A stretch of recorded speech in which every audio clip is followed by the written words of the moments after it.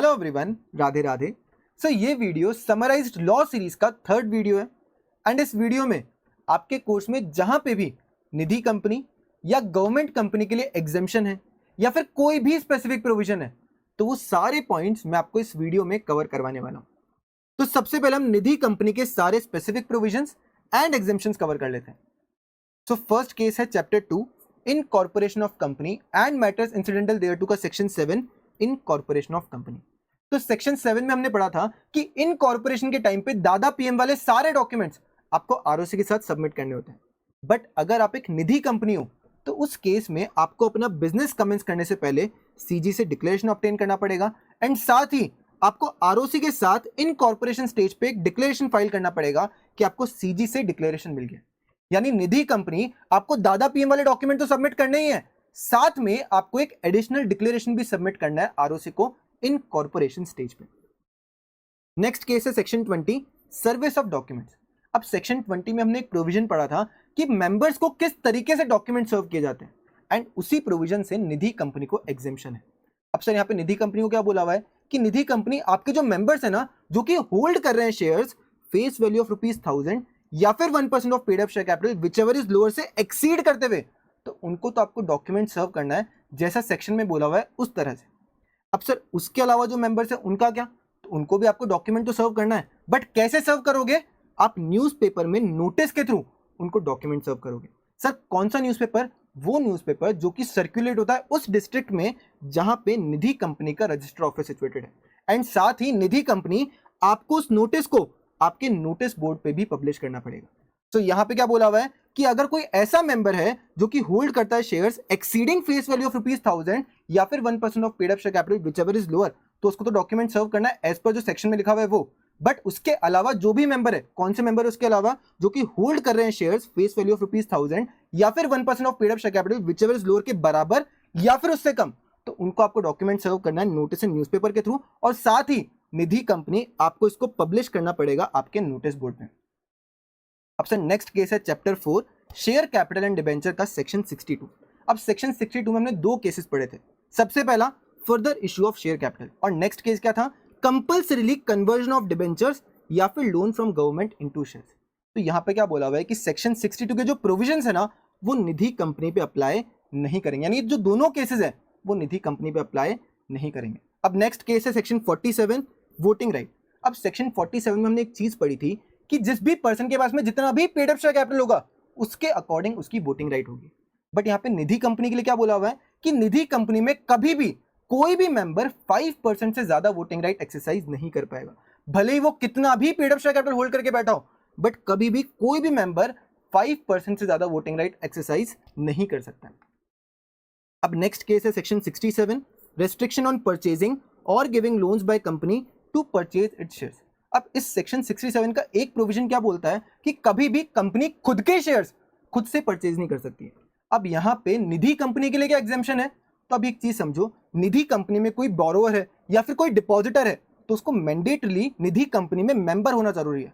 अब अगर वो जो पर्सन है वो डिपॉजिटर या फिर बोरोवर होने से सीज कर रहा है तो अब उसको जरूरी नहीं कि उसको मेंबर भी रहना पड़ेगा। अब अगर वो चाह रहा है वो मेंबर से भी निकलने के लिए, यानी मेंबर से भी सीज करने के लिए, तब वो जो उसके शेयर्स है ना वो निधि कंपनी चाहे तो वो परचेज कर सकती है। यहाँ पे क्या बोला है? Not applicable to Nidhi company. कब? अगर वो जो शेयर्स है वो निधि कंपनी परचेज कर रही है उस मेंबर से जो कि सीज कर रहा है डिपॉजिटर या फिर बोरोवर बनना, तो उससे निधि कंपनी खुद के शेयर्स खुद से परचेज कर सकती है। अब सर नेक्स्ट केस है chapter 5 acceptance of deposit by companies का रूल 21C। रूल 21C किसकी बात करता है? उन अमाउंट्स की जिसको हम डिपॉजिट नहीं मानते हैं। और उसमें एक पॉइंट क्या था कि जो भी अमाउंट निधि कंपनी रिसीव कर रही है उसको हम कभी भी डिपॉजिट नहीं मानेंगे, उसको हम कभी भी डिपॉजिट नहीं मानेंगे। अब सर नेक्स्ट केस है chapter 8 declaration and payment of dividend में सेक्शन 127। अब सर सेक्शन 127 क्या बोलता है कि कंपनी अगर आपने with in 30 days dividend pay नहीं किया या फिर डिविडेंड वारंट पोस्ट नहीं किया तो उस केस में आपको हम पेनल्टी लगाएंगे।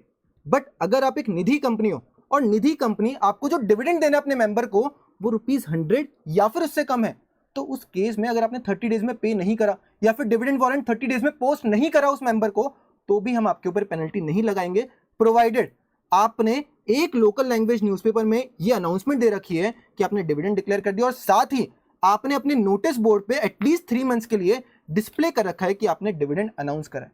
यहाँ पे दो चीजें क्या बोली है, एक तो लोकल लैंग्वेज न्यूज़पेपर में आपने पब्लिश कर दिया, और दूसरा आपने आपके नोटिस बोर्ड पे एटलीस्ट 3 मंथ्स के लिए डिस्प्ले करा है कि आपने डिविडेंड डिक्लेयर करा है, डिविडेंड यहाँ पे अनाउंस करा है।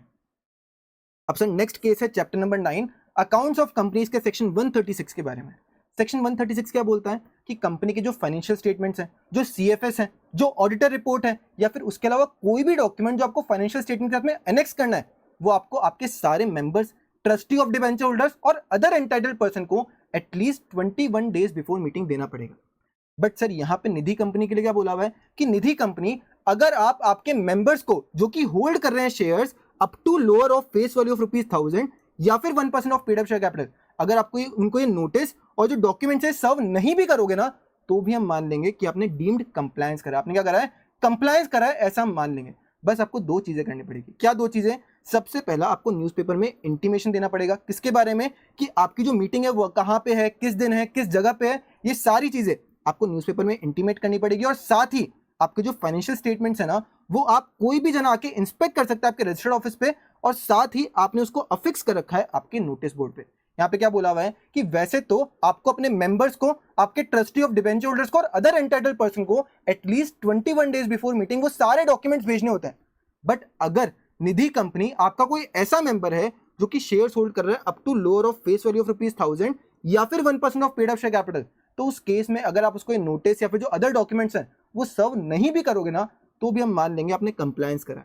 बट कब? एक तो आपने न्यूज़पेपर में इंटीमेशन दिया है, और दूसरा फाइनेंशियल स्टेटमेंट आपके रजिस्टर ऑफिस पे आके कोई भी इंस्पेक्ट कर सकता है, प्लस आपने उसको अफिक्स कर रखा है आपके नोटिस बोर्ड पे। अब सर क्या आपने ये जो लिमिट है ये कहीं देखी क्या पहले? बिल्कुल सर, अभी हम जो ऊपर लिमिट देख रहे थे वो क्या थी, सेम ही लिमिट थी, सेम ही लिमिट थी। ऊपर क्या बोला हुआ था कि जो लेस देन इक्वल्स टू इस लिमिट के जो शेयर्स होल्ड कर रहे हैं उसको आपको किस तरीके से डॉक्यूमेंट सर्व करना है, न्यूज़पेपर के थ्रू प्लस नोटिस बोर्ड के थ्रू। अब यहाँ पे भी क्या बोला हुआ है कि जो लोग इस लिमिट के बराबर या फिर इससे कम के शेयर्स होल्ड कर रहे हैं, तो उनको आपको कैसे इंटीमेट करना है, न्यूज़पेपर के थ्रू, और साथ में एफएस इंस्पेक्ट कर सकते हैं रजिस्टर्ड ऑफिस पे, और साथ ही नोटिस बोर्ड पे भी आपने उस एफएस को लगा रखा है। तो जो लिमिट है ये बिल्कुल सेम है जो हमने ऊपर सेक्शन 20 में देखी, वही लिमिट यहाँ पे दे रखी है। अब सर नेक्स्ट केस है फेमा का, चैप्टर नंबर 15 जो हमारा है the foreign exchange management act 1999। उसमें हमने एक कैपिटल अकाउंट ट्रांजेक्शन में शेड्यूल 2 देखा था, वहां पे हम देख रहे थे परमिसिबल ट्रांजेक्शंस बाय पीआरओआई, यानी पर्सन रेजिडेंट आउटसाइड इंडिया क्या ट्रांजेक्शंस कर सकता है। अब उसमें एक पार्ट क्या बोलता है कि पर्सन रेजिडेंट आउटसाइड इंडिया किस किस चीज के लिए प्रोहिबिटेड है। तो person resident outside India prohibited है निधि कंपनी में इन्वेस्ट करने के लिए, यानी पर्सन रेजिडेंट आउटसाइड इंडिया कभी भी निधि कंपनी में इन्वेस्ट नहीं कर सकता। अब सर निधि कंपनी के तो हमने सारे स्पेसिफिक प्रोविजंस और जो एग्जेम्पशंस है वो कवर कर लिए। अब हम देखते हैं गवर्नमेंट कंपनी के सारे स्पेसिफिक प्रोविजंस एंड एग्जेम्पशंस। तो सबसे पहला केस है chapter 4 share capital and debenture का, सेक्शन 71 डिबेंचर। अब सर डिबेंचर का जो सेक्शन है उसमें एक प्रोविजन है जो बात करता है सिक्योर्ड डिबेंचर की। अब अगर कोई सिक्योर्ड डिबेंचर है तो उसके लिए आपको आपके एसेट्स पे चार्ज क्रिएट करना पड़ेगा। बट अगर जो सिक्योर्ड डिबेंचर है वो कोई गवर्नमेंट कंपनी इशू कर रही है और उस सिक्योर्ड डिबेंचर के लिए गारंटी दे दिया है सीजी ने या फिर एसजी ने या फिर दोनों ने, तो उस केस में क्रिएशन ऑफ चार्ज की जो रिक्वायरमेंट है वो आपके ऊपर अप्लाई नहीं करेगी। मैं एक बार वापस से बोलता हूं इस वाले प्रोविजन को। शेयर कैपिटल एंड डिबेंचर में जो हम सेक्शन 71 डिबेंचर देखते हैं वहां पे एक प्रोविजन है सिक्योर्ड डिबेंचर का।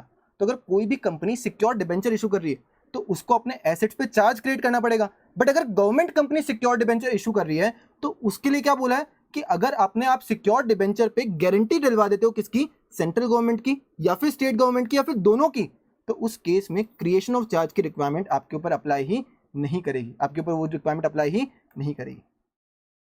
अब सर नेक्स्ट केस है chapter 5 acceptance of deposit by companies का।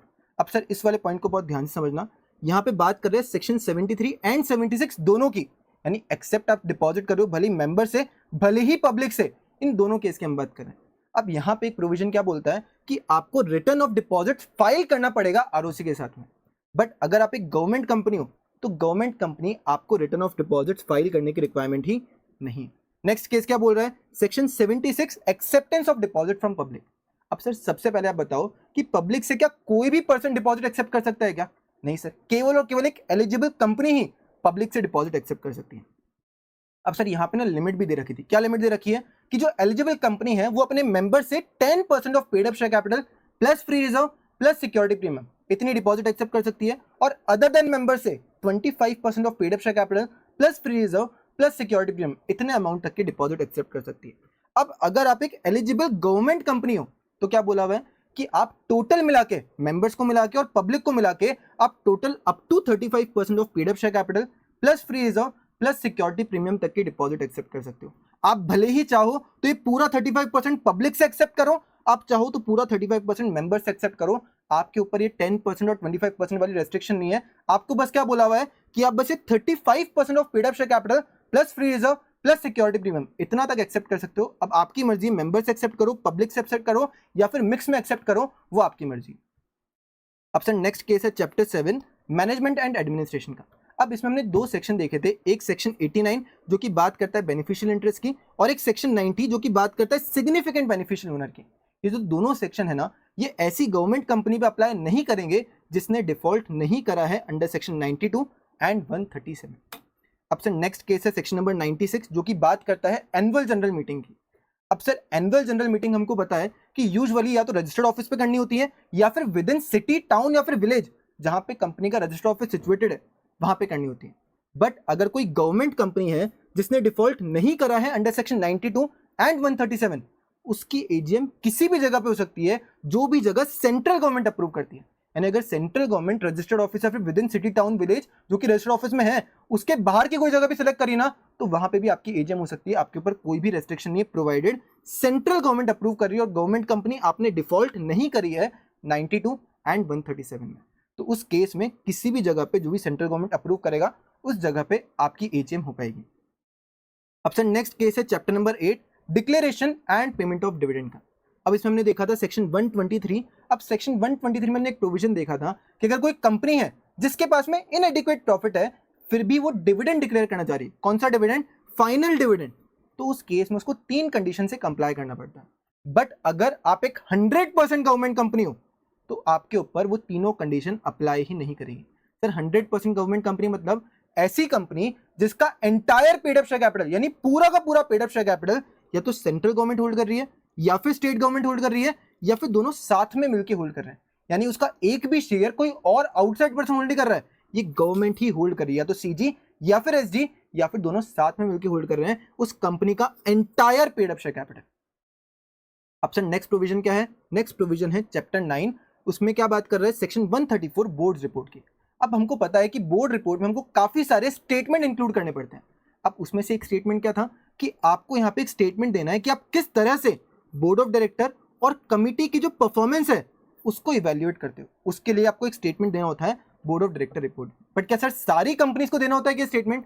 नहीं सर, सारी कंपनी को स्टेटमेंट नहीं देना होता है। केवल और केवल लिस्टेड कंपनी या फिर ऐसी पब्लिक कंपनी जिसका paid up share capital 25 crore या फिर उससे ज्यादा रहा है at the end of last financial year. End of last financial year में अगर किसी पब्लिक कंपनी का paid up share capital 25 crore या फिर से ज्यादा रहा है तो उस केस में उसको ये स्टेटमेंट इंक्लूड करना पड़ेगा। बट अगर कोई कंपनी गवर्नमेंट कंपनी है और उसने डिफॉल्ट नहीं करी अंडर सेक्शन 92 एंड 137, तो भले ही वो अगर इन कंडीशन में फॉल भी कर जाएगी ना तो भी उसको ये स्टेटमेंट इंक्लूड करने की रिक्वायरमेंट नहीं है, क्योंकि वो क्या है? एग्जेम्प्टेड है इस स्टेटमेंट से। अब सर नेक्स्ट केस है आपके chapter number 10 audit and auditor के सेक्शन 139 अपॉइंटमेंट ऑफ ऑडिटर का। सर हमको पता है कि गवर्नमेंट कंपनी और जो गवर्नमेंट कंट्रोल्ड कंपनी होती है उसमें ऑडिटर अलग तरीके से अपॉइंट होता है, अलग लोग अपॉइंट करते हैं, और जो अदर देन गवर्नमेंट कंपनी होती है उसमें अलग लोग अपॉइंट करते हैं। अब यहाँ पे हम बात कर रहे हैं कि गवर्नमेंट कंपनी या फिर गवर्नमेंट कंट्रोल्ड कंपनी में कौन ऑडिटर अपॉइंट करता है। तो फर्स्ट ऑडिटर अपॉइंट करता है सीएजी विद इन 60 डेज। अगर सीएजी फेल कर जाता है तो बोर्ड डायरेक्टर अपॉइंट करता है विद इन नेक्स्ट 30 डेज। अगर बोर्ड डायरेक्टर भी फेल कर जाता है तो उस केस में फिर अपॉइंट करता है मेंबर्स ईजीएम बुला के विद इन नेक्स्ट 60 डेज। अब सर सब्सिक्वेंट ऑर्डर कौन अपॉइंट करता है? तो सब्सिक्वेंट ऑर्डर अपॉइंट करता है CAG with in 180 days of commencement of financial year. और सर कैजुअल वैकेंसी कौन फिल करता है? तो कैजुअल वैकेंसी फिल करता है सीएजी विद इन 30 डेज। अगर सीएजी फेल कर जाता है तो उस केस में बोर्ड डायरेक्टर फिल करते हैं विद इन नेक्स्ट 30 डेज। तो इस तरीके से गवर्नमेंट कंपनी और जो गवर्नमेंट कंट्रोल कंपनी होती है उसमें ऑडिटर अपॉइंट होते हैं। अब सर नेक्स्ट केस है chapter number 10 audit and auditor का section 143 audit of government company. तो हमने सेक्शन 143 में test audit and supplementary audit के बारे में पढ़ा था। तो अभी जो टेस्ट ऑडिट और जो सप्लीमेंट्री ऑडिट है ना वो केवल और केवल गवर्नमेंट कंपनी और गवर्नमेंट कंट्रोल्ड कंपनी के ऊपर ही अप्लाई करती है, वो अदर देन गवर्नमेंट कंपनी के ऊपर अप्लाई नहीं करती है। किसके ऊपर अप्लाई करती है? केवल और केवल गवर्नमेंट कंपनी और गवर्नमेंट कंट्रोल्ड कंपनी के ऊपर है। अब सर नेक्स्ट केस है चैप्टर 10 ऑडिट एंड ऑडिटर के section 140 removal, resignation of auditor and giving of special notice. अब सर सबसे पहले हम जनरल प्रोविजन समझते हैं कि जनरल प्रोविजन क्या बोलते हैं कि अगर कोई भी ऑडिटर रिजाइन कर रहा है तो उसको अपने आरओसी और जो कंपनी है उसको एक स्टेटमेंट फाइल करना पड़ता है कि क्यों वो रिजाइन क्यों कर रहा है, उसका रीजन क्या है, उसका एक स्टेटमेंट देना पड़ता है। बट अगर वो जो ऑडिटर है वो किसी ऐसी कंपनी से रिजाइन कर रहा है जो कि या तो गवर्नमेंट कंपनी है या फिर गवर्नमेंट कंट्रोल्ड कंपनी है, तो उस केस में ऑडिटर आप जब रिजाइन कर रहे हो तो आपको आरओसी को और कंपनी को तो स्टेटमेंट फाइल करना ही है, साथ में आपको सीएजी को भी वो स्टेटमेंट फाइल करना पड़ेगा, साथ में आपको सीएजी को भी वो स्टेटमेंट फाइल करना पड़ेगा अगर आप किसी ऐसी कंपनी से रिजाइन कर रहे हो जो कि गवर्नमेंट कंपनी है या फिर गवर्नमेंट कंट्रोल्ड कंपनी या फिर गवर्नमेंट कंट्रोल्ड कंपनी। और यहाँ पे हमने गवर्नमेंट कंपनी के भी सारे स्पेसिफिक प्रोविजंस और एग्जामिशंस कवर कर लिए। अब यहाँ पे अभी जो पीडीएफ है ये आपको टेलीग्राम से मिल जाएगा। इस पीडीएफ को मल्टीपल टाइम्स पढ़ो, इस वीडियो को मल्टीपल टाइम्स देखो, ताकि जो निधि कंपनी और जो गवर्नमेंट कंपनी के जो स्पेसिफिक प्रोविजन और एग्जामिशन है वो आपको क्लियर हो जाए। और आपके जो भी वीडियो आपको यूजफुल लग रहा है या फिर नहीं लग रहा है तो प्लीज़ आप जो भी चीज़ है वो प्लीज़ कमेंट में लिख देना, और अगर आपको यूजफुल लग रहा है तो प्लीज़ इस वीडियो को लाइक करना एंड कमेंट में आपका जो भी रिव्यू है वो लिख देना। एंड नेक्स्ट वीडियो बहुत जल्द आने वाला है इस सीरीज़ का, तो इस चैनल को सब्सक्राइब करके भी रख लेना ताकि वो जो नेक्स्ट वीडियो है वो आपसे मिस नहीं हो जाए। Thank you so much, all the very best, Radhe Radhe, जय श्री कृष्णा।